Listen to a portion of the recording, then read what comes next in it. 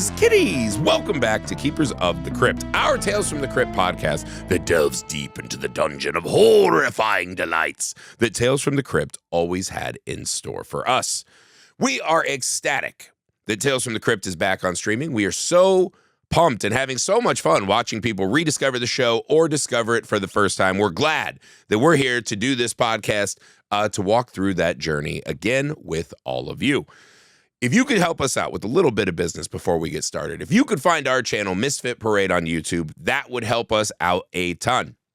You can find this podcast, our short films, as well as our sister podcast, the Messed Up Movies podcast, on the Misfit Parade YouTube channel. A subscribe there would be wonderful. If you love Tales from the Crypt, you like your stories a little extra. Those are the kind of movies we discuss on the Messed Up Movies podcast. So, Misfit Parade on YouTube. If you prefer to find your podcast on Spotify, Apple, wherever, we will be there. The Messed Up Movies podcast and Keepers of the Crypt will be there. A 5-star rating and review, share with a friend. Those things help podcasts like us out tremendously. We find ourselves today, Season 2, Episode 17, My Brother's Keeper. Siamese twins, one timid and kind-hearted and the other reckless and sadistic, make a decision on whether or not to allow an experimental surgery to have them separated, even though one of them doesn't want to be split from the other. This episode is directed by Peter S. Seaman. It stars Timothy Stack, Jonathan Stark, Jessica Harper, and of course, John Kassir as the Crypt Keeper.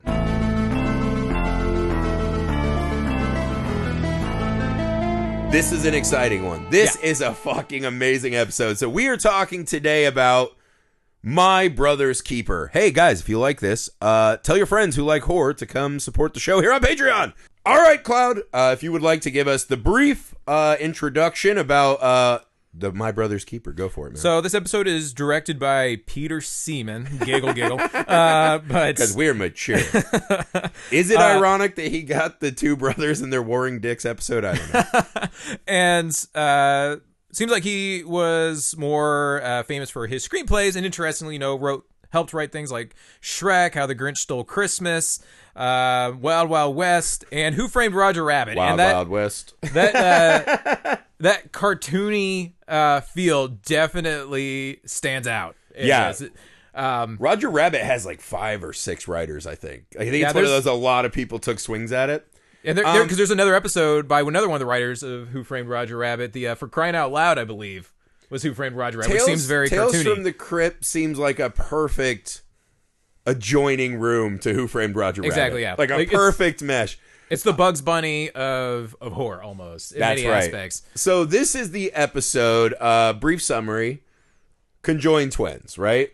These two brothers are conjoined at the hip. There's all these kind of veins and arteries that connect them, so a complicated surgery to remove them.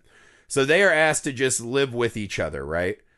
I think their line is, when your ass is connected to another guy's ass, you're a freak.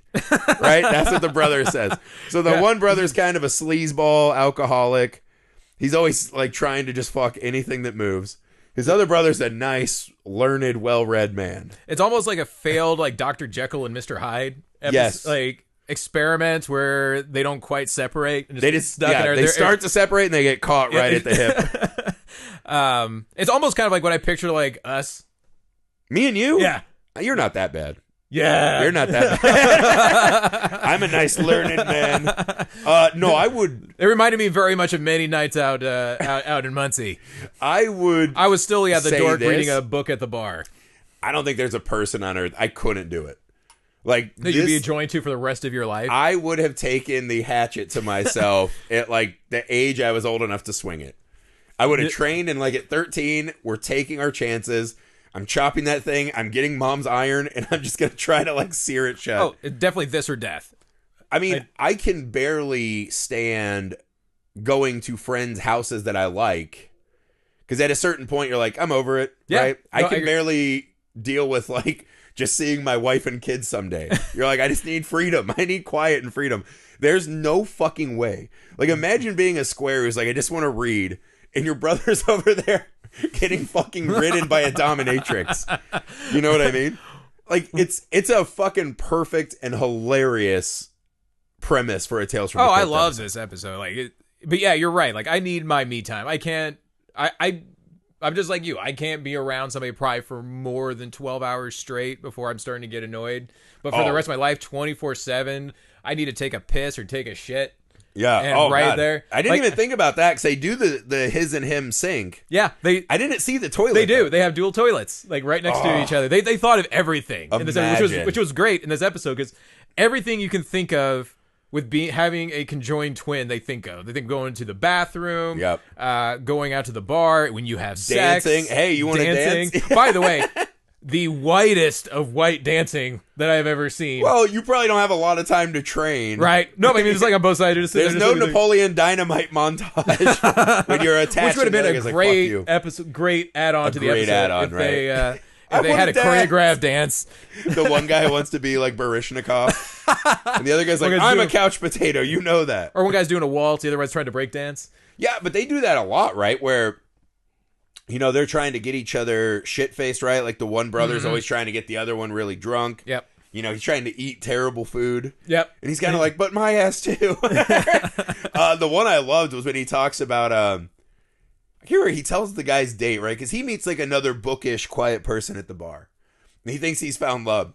And he says something, he's like, I'm the kind of guy that has a nitrous oxide tank attached to a 12-inch dildo. And yes, it's like, that line.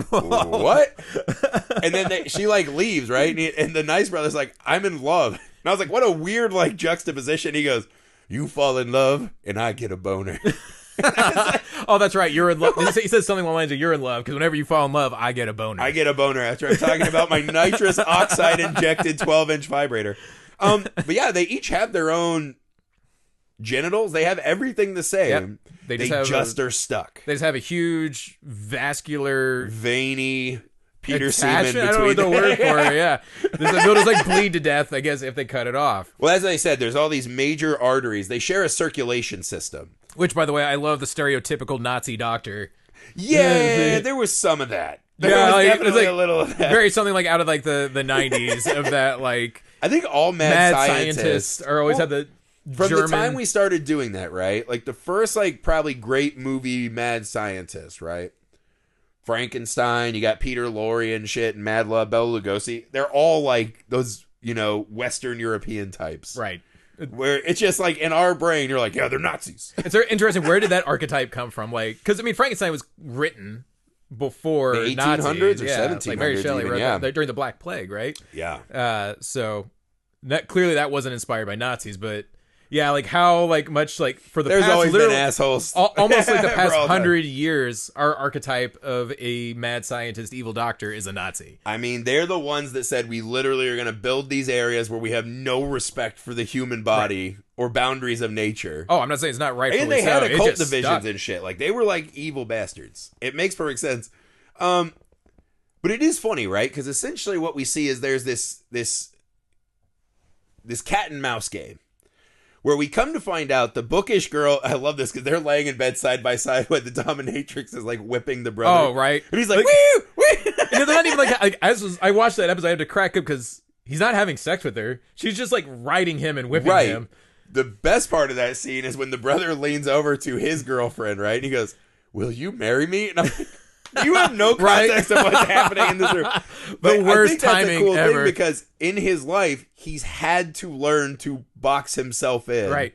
While attached to this guy. Has to ignore what the other guy's doing so much that he would propose while his brother... Yeah, to him, he can shut it off, right?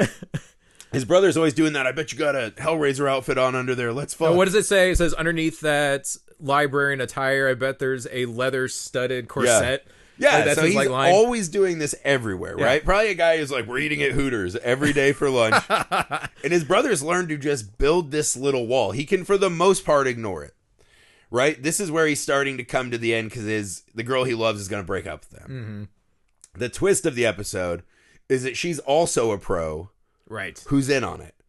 So the sleazy brother pays 2 prostitutes to set up this breaking point. Just because his brother doesn't want to separate from him, so he needs to motivate his brother. He has to get him to sign this legal surgery. Document to do the surgery. So he's literally just fucking with him the whole time, just trying to push him, like, just to be as disgusting as he possibly As can. if he hasn't already done that for their entire lives. And these guys are probably, they look like they're like 35, 40 years old. Like the bookish guy, and it's true, we're old enough now, like we've seen some of our friends age less than gracefully. Right. Like it can go fast. Mm-hmm. Those are 40-year-old dudes. Yeah. Those guys are both in their 40s, for sure. So this has been going on a long time. A long time. But it's kind of funny because you see the nice brother, he's worried about not being attached to this piece of shit. This is just, it's hard for us to imagine. This is so built into his life. Imagine the dread, the loneliness of not being attached to someone. Right. Yeah. It's like that fucking old, what is it? The fucking ethics or philosophy question, right? About the people who were born in the cave. And all they ever see for their whole world is their shadows that the sun cast on the cave wall. And if they went outside, they'd be like, this is not real. This is ridiculous. I want to go back to the shadow world. Right. This guy cannot fucking fathom not being attached to one of the biggest sleazeballs ever. And I think there's kind of a nice interplay between the actors where they actually find that nice balancing ground. I really enjoyed these two, like, it's great chemistry, like, great character building on these two. That's one of the things that makes this episode really great. You just enjoy watching these two interact. Like, as terrible as the other guy is. Yeah, and it fucking goes fast. Yeah. It escalates. Once it starts going, it's fucking fast. The one thing I have to laugh about is... like, every time he tries to, like, sneak the contract in front of him. Yeah. Like, it's, like, in the mirror underneath the... How does he sneak it? Like, how does that other guy not know that was hidden in there? That guy must just read a lot, right? Right, he's just, like, stuck in his book. Like, you do, like, a Hodor and you, like, strap him in a little bit and you're just carrying the full weight of the body. Yeah, how are you fucking sneaking anything? That's weird. Do you think they do weird shit like jerk each other off? Oh, I'm sure they probably had to have at some point. You have to at some point. They would have had to. The one brother gets the other brother drunk. Yeah. It's like incest is masturbation, right? When they're conjoined twins. It's one body. Yeah. So you're like, technically, I have two dicks. Yeah. And when that guy bangs, does the other brother... Yeah, because he says, when I fall in love, I get a boner. Yeah. If the other guy's banging a dominatrix and you're reading War and Peace, do you still nut? I would imagine so. And how awesome would it be to just be able to multitask like that? Let me just say this as clearly as possible. I think that would be not awesome at all. No, there's a time and a place for everything. It's like the George Costanza Seinfeld episode where they're eating and sex at the same time. Do you not remember the point, though? Is that now he can only get erect around like pastrami sandwiches? Like normal sex is not good enough anymore. But yeah, there's also something to... when it's your dick and I'm just getting like the sad like dribble in my pantaloons as I'm trying to read, I don't think that's probably a great feeling. That is I think true. You feel cheap and used. Like you're upset a little bit, I would imagine. I would not be stoked for this arrangement. What happens is the movie starts falling apart pretty fast because the pro comes back and tells him, hey, this is a ruse. Don't sign it. It's dangerous. I can't lose you. She actually falls for the guy. Something they do not set up in the show whatsoever.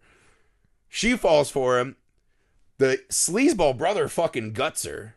Yeah, like just it was a really great makeup scene too, and special effects, like with the cleaver to the back and just keeps spurting the blood. Like because she's sitting there and he's like, "What's wrong?" And she fucking falls and has the thing sticking out of her head. Yep. No, it's her back. It is her back. You're right. Right. So she's fucking got. So then the nice brother's like, "I'm gonna fucking pound painkillers or sleeping pills." With and down them with vodka, like I drank vodka in college, like really going for it. And he's like, "No, slow down, no!" And he's like, "I'll sign your damn contract." And they pass out. Well, what's funny, real quick, back him on that is he gets mad and he's like, "You can't combine those things." When literally 20 minutes earlier, we see him taking sleeping pills with vodka. Yeah. He's like, "No, you've been doing this the whole time." You can't. I can't. Right? My half of the body has a tolerance. That for the vodka. side must have a much better liver than the other side. Yeah. I guess. Well, you think he'd be stronger, right? His is still somewhat intact. You think you would have shared it in this having two livers, though. Oh my god. Now imagine if you were attached to me, how many beers I could get through a night. You would be like, miserable. "Quit it!" Oh my god, that'd be terrible. You'd just be like pounding him while I'm just like. Well, also, our size difference, right? Is I start to get on like the 25th beer, and my weight is like falling on you more. I'll just have to like drag you from that stalk to like get home. We should do a test. We should go to the bar, belt our legs together, and see how much you can carry me around the bar for the night. I've actually done that, not with you, but with another guy who's actually a little bit bigger than you. kind of a funny story. It was actually my first night meeting this guy. He was a friend of mine's friend's brother, and somehow I got one of those. Yeah. I got stuck like hanging. I didn't get stuck. I was just hanging out with him. They both went home, and so like for whatever reason, neither of us left, and he just got hammered, just done. And his car was parked like a mile away, and he couldn't fucking walk. And the place he lived was like probably like a few blocks, probably about half a mile away. Now I'm thinking about it. Anyway, so I'm like trying to get this guy back to his house. And he weighs like, for anybody who doesn't know me, like I'm 5'9", I weigh 150 pounds. This guy was like 6'4", weighs 250 to 300 pounds. Yeah. I make it like 2 blocks. I'm like, I can't fucking get you. Anyway, dude. So, especially dead weight. Yeah. So dead weight weighs like 3 times as much. So I'm sober, by the way. So I say, you know what? Hang out right here on this street corner in downtown Indianapolis. Yeah. Just stay right there. Don't move. I'm going to go get my car. I'll come back pick you up. What could possibly have gone wrong? I go get my car. Guess what? He's fucking gone. Yeah. Like, it disappeared. And so I have to end up, like, I search for like an hour trying to find this guy. So it worked perfectly. So I have to call my friend. I'm like, so, funny story. I might have lost your friend's brother. Like, I lost your friend's gigantic brother. I lost him. I don't know where he went. I mean, it worked. Turns out what happened is the cops came, saw him on the side of the road, gave him a ride home, and dropped him off. But yeah, so for like white. All night, I was like, oh, yeah, right. Well, yeah, he was. If the privilege fits, my man. Yeah. So yeah, that actually happened to me once too. What's that? So I got shit-faced, right? And these girls that I worked with, right? They were bartenders. When I was at the bouncer at the college bar, I got blackout drunk. I remember them saying something about, I couldn't remember if it was like drinks before or after. So it must have been terrifying for them. Because in the middle of the night, I'm essentially trying to break into their apartment because I think there's a party happening, right? So I ripped all the screens off these windows. I'm like knocking. I'm not like violently breaking it. Like I'm easily big enough at that time I could have fucking shattered their windows. But I'm like banging on the windows like, guys, I'm here. And I'm like blackout drunk. And they're like, who the fuck is this guy? Yeah, well, they said their neighbor watched it all. And they're like, he just kept saying, I'm here. And I was doing that for like ever. None of them called the cops on me. I guess they had gone somewhere else to drink. So they invited me to go somewhere else.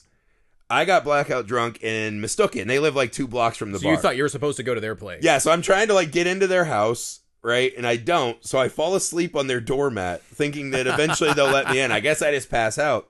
That's these logic. Construction workers the next morning, they are clocking in at like 6 a.m. And one guy looks over, he's like, dude, that guy hasn't moved in 2 hours. So they called the cops on me, and these cops like woke me up, and they're like, what are you doing? And I was like, oh, and they're like, are you intoxicated? I was like, I don't know if I am anymore. And I'm all fucked up, and this lady cop's like right in my grill. And she goes, what were you doing? Were you trying to break in there? And I was like, officer, they're my dearest friends. And I was like, if there's one thing in this world I won't do, I would never drink and drive and, you know, and endanger other lives. Uh-huh. So I was like, if that's wrong, then arrest me. And I was like, I was pouring it on thick. And she goes, oh, that's commendable. And she drove me home. Nice. This lady cop drove me home. The subtext of that story was I was still just drunk enough where I was like, dude, this is how pornography starts. Because it was like one lady cop, not a townie cop, but like a college cop. Not attractive per se. She looked kind of like that lady who was fucking everyone on the police force. Did you hear that story like a month or two ago? There was a lady who worked on the police force, and I guess it came out like all the dudes on the force were just running trains on her, like constantly. So the memes are brutal about this lady, right? I mean, but that actually looks why is this a news story though? Because it's not technically like anything illegal, is it? I mean, it's an affair. No, I don't think so. I think they were fucking on like taxpayer time. I don't fucking know. I don't know. I just saw the memes and I was like, this lady's getting annihilated. Yeah. But that's what my cop looked like. And so there's a part of me, I'm in, and she let me sit in the front, by the way. So were you and again, I'm a big intoxicated guy. She is not a big lady. She just lets me sit in the front seat because I told her this story. Wow. And so when she let me sit in the front, I was like, oh, dude, she's going to want to bang. Like, she's going to pull over somewhere and I'm going to have to fuck my way out of this cop car. Right? I was like, in my brain, I was like, this is happening. I have to be ready. So were you like tiptoeing your toes in the water there? Going like, I can't. No. I got a big nightstick. What I was trying to do, this sounds so stupid. What I was trying to do was like, I was trying to do like you were inaudible suction sounds, right? so I could try to get moisture in my mouth to peel some of like the morning drunk breath away and like recoup some like much needed hydration for what I assumed was going to be this marathon fuck session in the police car. I was trying to get ready to have sex. So I wasn't even talking. So I was like, I need to conserve every ounce of energy I have. Did she seem uncomfortable when you started making the sucking noises? I wasn't making sounds. Oh, okay. Right, I was doing it real quiet. She probably was like, what's going on? Because there is like She's probably questioning letting you sit in the front seat. You can visibly see it. She probably was like, oh, wait, he's actually on drugs. But in my mind, it reeked of not uncomfortable silence, but sex tension. Where I was like, she's just I don't think that was in in her mind. Yeah, I was like, she's probably all hot and flustered under all that uniform.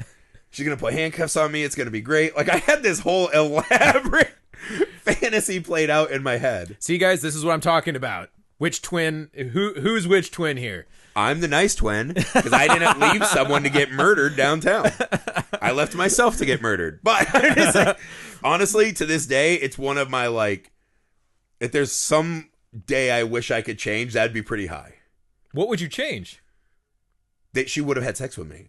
Oh, like, well, you just would have changed what actually happened, not what you did. I don't think that I have that power, right? And if I had a genie wish, that kind of gets into that creepy Wishmaster thing. Right? Like, I don't think it's okay. You don't slip her the love potion or I don't think that's an okay use of a wish. But in a world, imagine the legend I would have had. Because I had some legendary, like, being a bad drunk stories amongst our friend groups. And they're like, Griffey tried a B&E, slept on a porch, and then the cop drove him home and banged him. Like, that's a whole other level of, like, college legend that I never hit. I don't think that's a level that many, if any, have ever hit. I could have. I don't think you could have. I think if she had a Gatorade in that car, I would have been really... But honestly, it's kind of sad that I still think about that. Every time I see a cop car, there's, like, that little moment of, like, I wonder how she's doing. She's probably like 55 now. I could probably go over and take my shot. That was 20 years ago. It's fucking a long time ago, man. I could probably take... She might be retired. I can go try to get arrested in Muncie again. Go sleep on some doors. Neither here nor there. Carnage ensues, right? Yep. He stabs the prostitute. The brother takes the pills.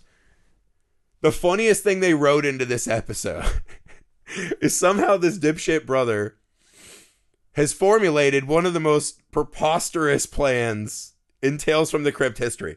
This is worse than the Michael Ironside episode where I'm slowly going to keep letting this guy think I'm being raped for like 6 months because of like an insurance fraud, right? Like that's like the worst plan in Tales from the Crypt. This one's pretty bad. This guy thinks I cannot be put in jail for murder. Oh, right. Because I am attached to an innocent man. And so legally, there is no jeopardy for me in killing prostitutes. When we just found out a surgeon said he would separate us. Yes, a risky operation that he would do that. But I love the shot when he wakes up and he's like, you fucking dumb detectives. And when they pull the beds away, that's a great fucking moment in this episode. Yeah, like his reaction to that is fantastic. Like I actually felt a tiny bit sorry for him just from the way that he acted when they pull him away, because he is just fucking distraught. It is a pure catharsis, right? Where it's like, this fucking asshole got exactly what he wanted. He got exactly what he deserved. He literally got what he wanted. And he's the one of the two brothers who's like, now I am alone and scared. That's a good point. That You're right, inversion, right? And his comes from this fucking evil self-defense place. But it's a beautiful moment. Yep. Right? And he's just like, sorry, brother. Right? He's like, you know, what I thought was really funny. We're not freaks, at least I am, right? That's what he said. Because the other brother even confessed. He goes, I did kill her, didn't I? Ha, ha, ha, ha. Like, right. He says it out loud. They roll him out. Yeah. And it's like, oh, shit. I think it's so fucking funny that as soon as he's out, the other brother's like, I have to live for the boast of both of us. His interpretation of that is, I'm going to sexually harass everyone. Right, I have to absorb a little bit back of my brother, which is like why it's kind of like a Jekyll and Hyde thing. So like once he's like separated from his brother, they're no longer separate. He brings the Hyde back into him. Yeah, and the first nurse that comes in, hey, what's up? You got a leather-studded corset? It's like, no! Yeah, it's a hard right You're turn old there. and bald and out of shape. Like, no, don't be that guy. What was interesting, though, also when they wheel him out, like it's just crazy to think about that it wasn't that long ago that we were executing people with a gas chamber. Because that's what he says. Don't they still do that? I don't think they do. I don't think we still use a gas chamber. If Oh, anything... dude, it came out because they had a couple botches. Like, apparently the lethal injection is...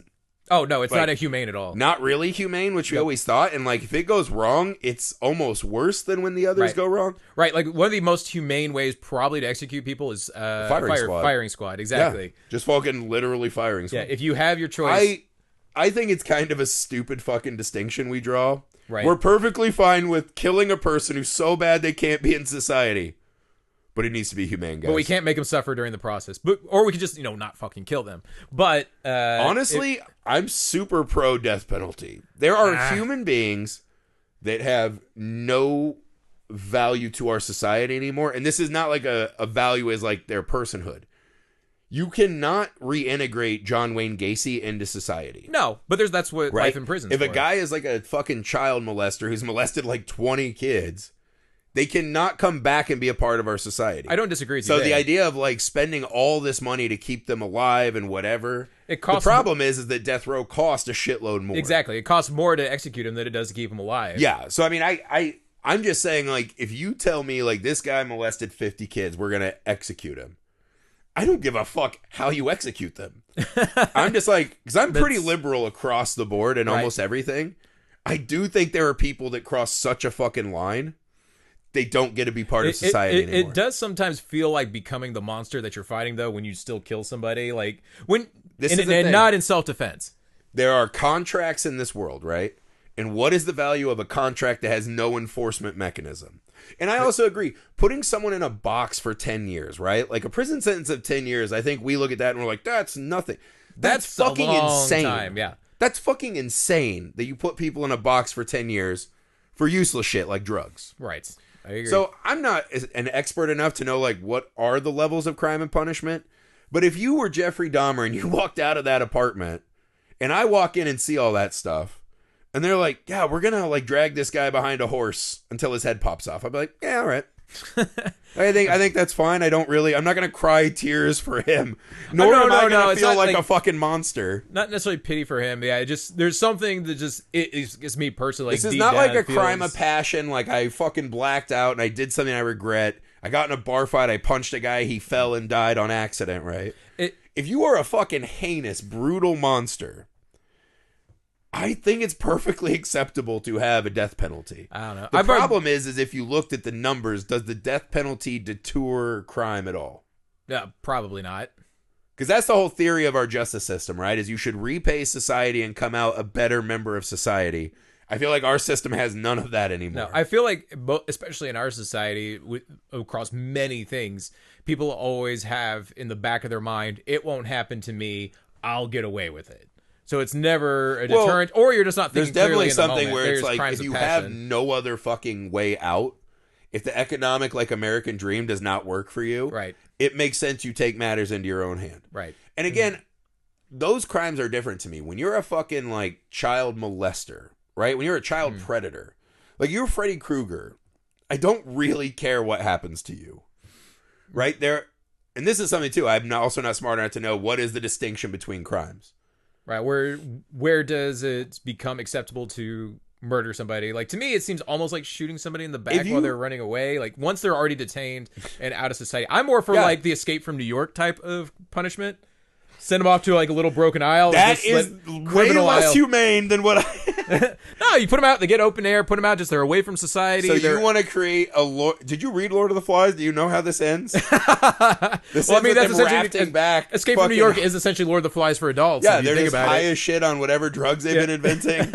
Then we have Mad Max on the ocean. Sure, put them in there. Let them sort it out of there. They're out of society. That's a chicken shit answer, though. You're letting nature take its way. I am too high and noble to fucking execute someone, but we'll put them on an island where other people will murderers. Execute them. Yeah. They have a fighting chance, I guess, but they're out of society. We're not making the decision. There are people that can never come back to society. There are crimes that are too far, I think. Oh, I agree. I don't disagree. You know what I mean? If you're the guy in Las Vegas who shot like 50 people, you don't get to come back. Right. You're out. Yeah. So what's the best way to handle that? I'm not smart enough to know. When I heard this brother was getting the death penalty, didn't care at all. Like I said, not even for a moment. Only like his just pure despair when they wheel him away makes me feel a little teeny tiny bit bad for him. Just the way the guy played I'm sure there are people when they finally suffer a consequence that feel despair. Oh, I'm sure. Right? Yeah. I want them to feel that before they kill the prostitute who had turned her life. I'm not saying he didn't get what he Who'd deserved. found true love on the streets, my man. True. And he took that away like a brutal bitch. I don't know. I'm down with executions, I guess. But anyway. I'm not smart enough to know. We took some weird detours here. Yeah. For what I thought was going to be like a 10-minute episode.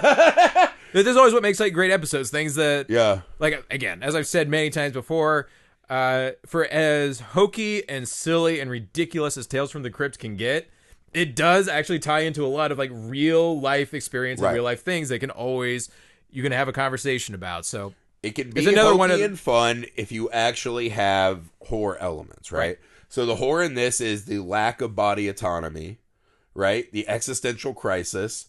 I mean, it has all of the scary things. The loss of freedom, right? The loss of self. There's a lot of like base level scary things that still are working while you're fucking laughing at the inescapable obligation you have to your conjoined twin. Family in general. Yeah. Right? Yeah, a lot of people feel like right? their family's conjoined to them even if they're not.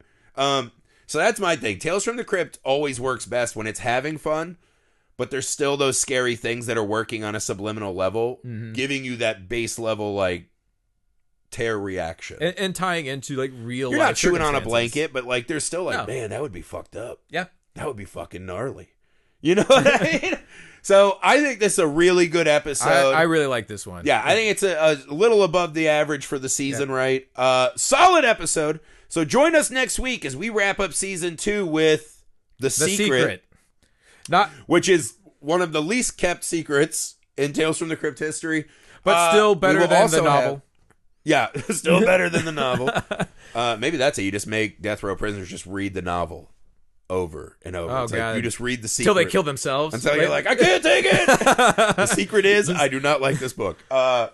So that's what we're doing next week. We'll also have our season 1 and 2 top 10 rankings. So we're going to do the total top 10 rankings. Next episode is our send out for season 2. We're so excited we've made it this far. Excited to grow the show and do better things moving forward. So again, share it with a friend if you would be so kind. More than anything, thanks for joining us. We'll see you next week. Good evening, everybody.